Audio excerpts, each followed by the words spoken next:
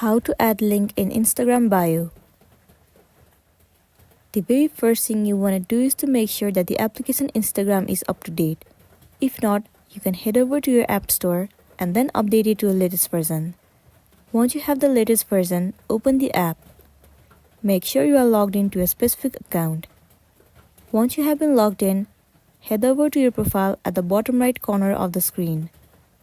And then here, click on Edit Profile. You will be landing on this page. Right here, the option of links will be visible to you. Right beside that, tap on Add Links. At the very top, tap on Add External Link. It will lead you to this page. So in this section of URL, you have to enter the link that you want to add it in the bio. Once you have entered the link, tap on Done at the top right corner. Wait for a while for it to process. Well, the link has been added to your bio. In order to check it out, go back and head over to your feed. And there you go, you can see that the link has been added to your bio. So that's all for today, and this is simply how you can add link to your Instagram bio.